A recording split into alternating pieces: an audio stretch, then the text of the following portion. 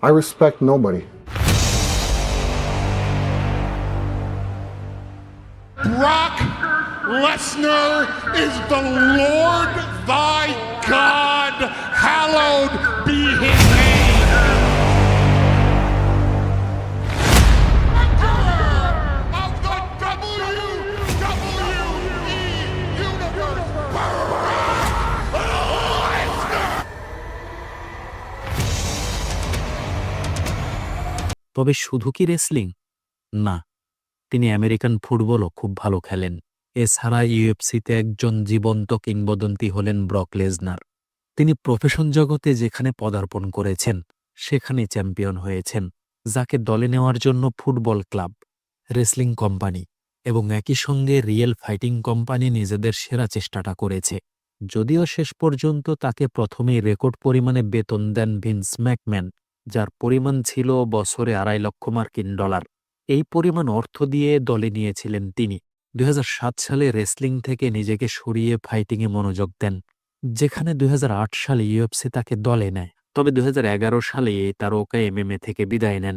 এরপর যদিও 2016 সালে ফিরে আসার চেষ্টা করেছেন, তবে ফিরে আসতে পারেননি। তিনি যে সময় অবসর নেন সেটা ছিল তার ক্যারিয়ারের সেরা একটা সময়, আর ব্যবসার ক্ষেত্রে সে সময়ের ইউএফসিকে রেকর্ড পরিমাণে আয় করে দিয়েছিলেন তিনি, আর নিজেও আয় করেছিলেন অনেক অর্থ। তবে ক্যারিয়ারের সেরা মুহূর্তেই তারকা কেন ইউএফসি থেকে বিদায় নিয়েছিলেন, আর পরে কেন আরেক ফাইটার চ্যালেঞ্জ করলেও ফিরে আসেননি? ব্রক লেসনার ডাব্লিউডাব্লিউই থেকে 2004 সালে বিদায় নিয়েছিলেন, যেখানে তার সঙ্গে আমরা ম্যাচের প্রত্যাশা করেছিলাম স্টিভ অস্টিনের, তবে সেই ম্যাচটা হয়নি। 2005 সালে তিনি জাপানে কাজ করেছেন। 2007 পর্যন্ত সেখানে কাজ করার পরে ইউএফসি এর সঙ্গে চুক্তিবদ্ধ হন। 2007 সালে মিন সো কিমের সঙ্গে ম্যাচ জিতে যান। 2008 সালে 3টা ম্যাচে অংশ নেন, যেখানে একটা হেরে যান আর 2টা ম্যাচে বিজয়ী হন।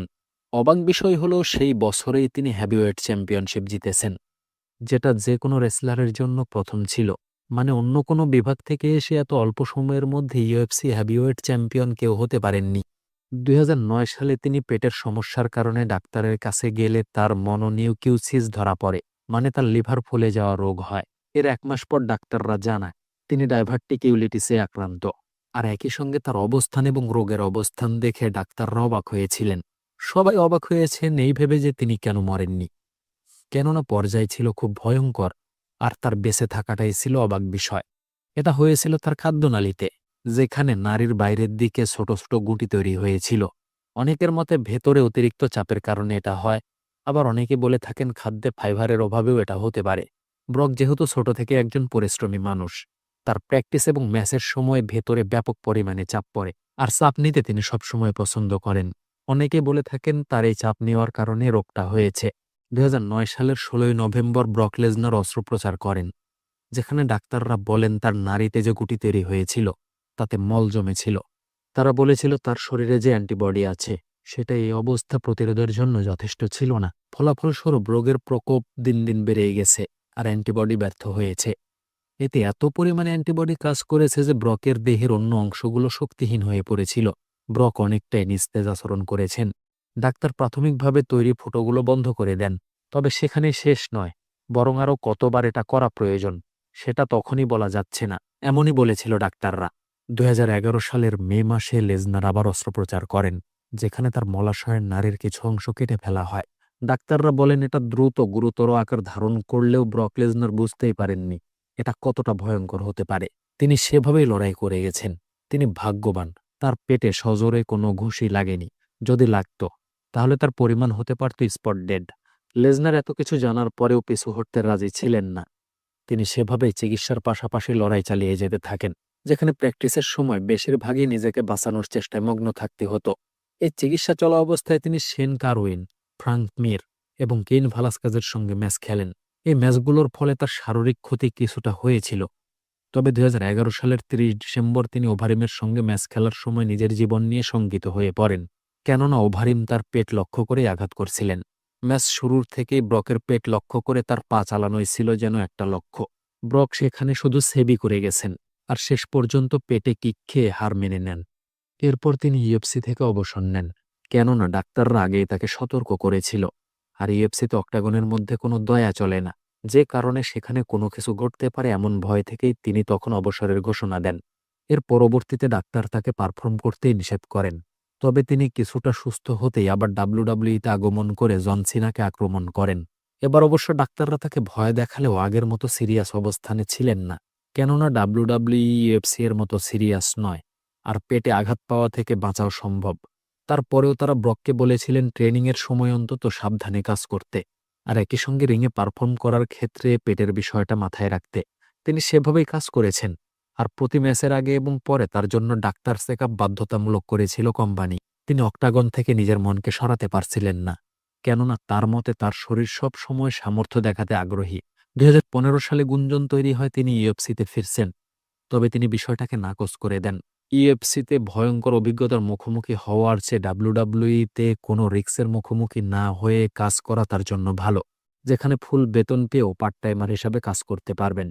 2016 সালে তিনি মার্ক হান্টের সঙ্গে একটা ফাইট করেন। এই ফাইটে তিনি জিতে যান এবং এই লড়াইয়ের জন্য তাকে ইউএফসি থেকে দেওয়া হয়েছিল $2.5 মিলিয়ন, যেটা এযাবৎকালের সবচেয়ে বেশি পেমেন্ট ছিল। যদিও পরবর্তীতে কনরকে তার চেয়ে বেশি দিয়ে সেটা ভেঙে ফেলা হয়। 2016 সালে ড্রাগ টেস্টে পজিটিভ হয়ে নিষিদ্ধ হন তিনি। এরপর একই বছর দ্বিতীয়বারের মতো পজিটিভ হন, আবারও নিষিদ্ধ হন, আর এবার সঙ্গে $2.5 লক্ষ জরিমানা করা হয়। আর অফিসিয়ালি মার্ক হান্টের সঙ্গে সেই ম্যাচটার ফলাফল নো কন্টেস্ট হিসাবে বিবেচনা করা হয়। ইএফসি 226-এর মেইন ইভেন্ট শেষে তাকে চ্যালেঞ্জ করেন তৎকালীন চ্যাম্পিয়ন ড্যানিয়েল কর্মিয়ার, আর সেখানে তিনি তাৎক্ষণিক উপস্থিত হয়ে তাকে ধাক্কাও দেন। সবাই ধরে নিয়েছিলাম ম্যাচটা হয়তো হবেই, তবে হুট করেই ডানা হোয়াইট বলেন ব্রক তাকে জানিয়েছেন তিনি আর অক্টাগনে কাজ করবেন না, আর একই সঙ্গে এমএমএ থেকে নিজেকে সরিয়ে নিয়েছেন। মূলত ড্রাগ টেস্ট পেরিয়ে গেলেও শারীরিকভাবে তিনি ডাক্তারদের পেরিয়ে যেতে পারেননি। ডাক্তাররা তাকে জানিয়ে দিয়েছিল তিনি যদি অক্টাগনে কাজ করেন তাহলে সেখানে প্র্যাকটিস থেকে ম্যাচ পর্যন্ত তার জীবনের ঝুঁকি রয়েছে, আর এবার অস্ত্রোপচারের সময় তারা পাবে কিনা এটাও সন্দেহ। একই সঙ্গে জানিয়ে দেওয়া হয় ব্রক যদিও অক্টাগন থেকে ফিরে আসেন, কিন্তু এটাই হবে ক্যারিয়ারের শেষ পারফর্ম, কেননা এরপর তিনি হয়তো আর রেসলিংয়ে কাজ করতে পারবেন না। সব মিলিয়ে সিদ্ধান্তগুলো ছিল তার বিপক্ষে। তিনি এখানে কাজ না করার বিষয়ে বলেন তার শরীর সব সময় লড়াই করতে চায়, তবে তিনি অপারগ। তিনি রেসলিংয়েই কাজ করবেন, কেননা অক্টাগনের সেটা বেশি নিরাপদ, আর একই সঙ্গে তিনি রেসলিং ফ্যানদের বিনোদন দিতে চান। মূলত শেষবার ওভারিম তার পেটকে যেভাবে লক্ষ্য বানিয়েছিলেন আর অল্পতেই নিজের উপর নিয়ন্ত্রণ হারিয়েছিলেন ব্রক, সেভাবে যদি কর্মিয়ারও তার পেটকে লক্ষ্য করেন তাহলে সেখানে ব্রকের অতীত হয়ে যাওয়ার সম্ভাবনা ছিল অনেক বেশি। অপরদিকে ভিন্স ম্যাকম্যান তাকে বুঝিয়েছিলেন রেসলিংয়ে তাকে দরকার, এই কারণে তাকে কম পারফর্মে অনেক বেশি টাকা দেওয়া হয়। আর যদি তাকে কম পারফর্মে অনেক বেশি টাকা দেওয়া হয় তবে সমস্যা কোথায়? সবকিছুই তো টাকার জন্য।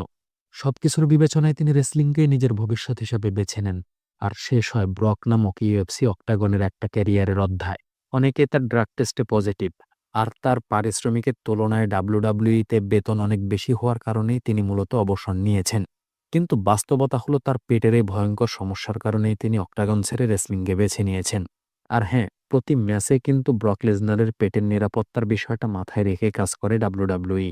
তার ইউএফসিতে রেকর্ড হলো 9 ম্যাচে 5 জয় এবং 3 হার। এটা ছিল নো কন্টেস্ট। লেসনার যেভাবে রেসলিংয়ে রাজত্ব করেছেন সেভাবে ইউএফসিতেও রাজত্ব করেছেন।